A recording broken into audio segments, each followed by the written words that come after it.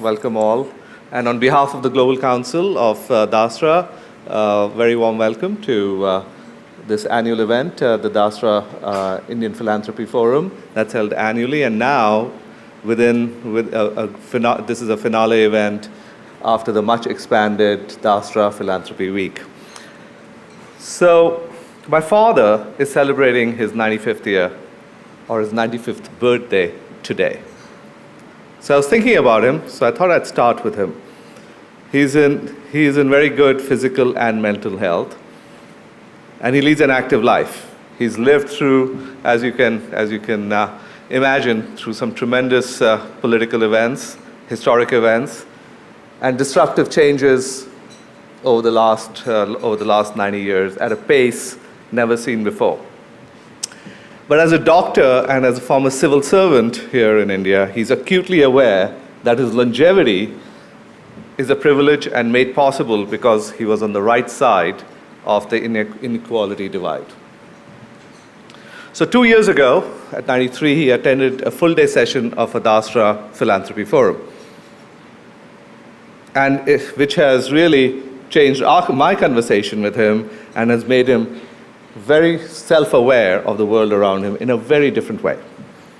So he wants me to give you a message today. He wants me to tell you that there's increasing evidence from scientists the world over that indicates that health outcomes are directly linked to the level of economic inequality. And I'd go much further than that. Currently in the West, we are seeing clear evidence of a greater inequality reducing social cohesion. In India, if that happens, it could have huge and tragic consequences.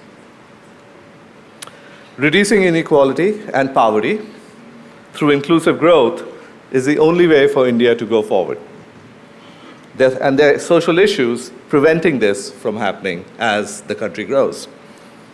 And private philanthropy, along with government programs, has a crucial role to play in reducing the social, economic, and health divide. So this was a central plank on which Dasra was founded more than 16 years ago. And through the years, despite some strategy shifts along the way, the vision today remains the same. A transformed India where 1 billion can thrive with dignity and equity.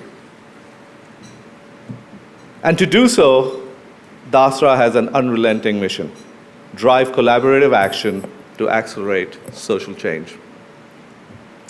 And Dasra, through these years, has grown bottoms up, building block by building block, with some wonderful accomplishments along the way, and yes, some learning experiences.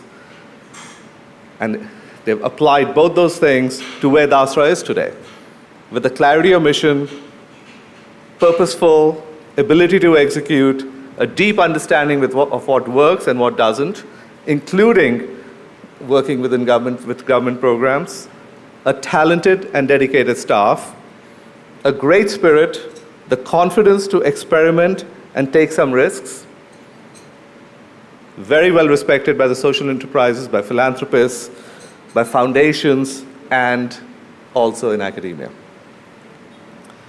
This past year has, in many ways, been a breakthrough year for Dasra. Over the 4 years of the Girls Alliance, which was established, 4 years ago, Dasra raised 123 crores from more than 100 funders, 120 funders or so, making a difference to the lives of millions of girls, women, and children. In strategic philanthropy, our goal is to unlock 130 crores from 100 plus donors in 3 years, heading us in a new direction in India. Dasra is now, at the front end, 2 business units: strategic philanthropy and field building. And with those units, it enables Dasra to have breadth and depth as well.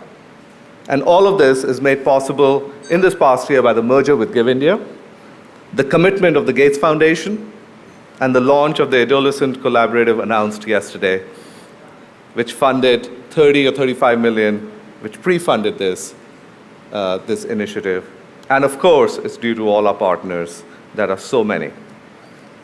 We have strengthened our organization internally with Chandrasekhar joining us on board in a very important position of COO. Chandrasekhar, where are you?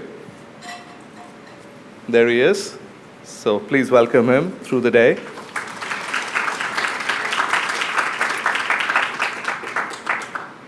And through this process of change, Bain Consulting has been extraordinarily helpful in implementing our vision through a strategic lens.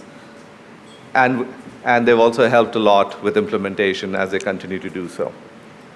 And there is good news here. Bain, in their latest report, and they come out with their annual report, and this is, I think, their 5th report on philanthropy in India, point out that India has added more than 100 million donors since 2009. That's an immense figure. And so it looks like even with people with 100 rupees to spare have this philanthropic philosophy in them, and they give that 100 rupees. Philanthropy in India has finally a much higher public profile than ever before, and that is fantastic news indeed. And we are indeed grateful for that. So as Bernard Levy, a leader in nonprofit institutions in the nonprofit space in New York, says, there are no unhappy donors. And I'm sure that's true in this room as well.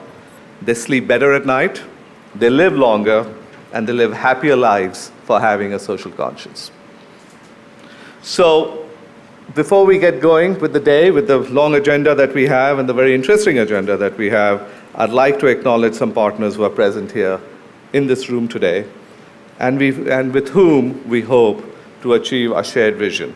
Ashoka University, Center for Social Impact and Philanthropy, Asian Venture Philanthropy Network India, the Britspan Group, British Asian Trust, Caring Friends, Dahlberg, FSG, GuideStar, Samhita Social Ventures, Synagos, Philanthropy Workshop, and Unlimited India. So with that, thank you very much again for being here, and let's get on with the program.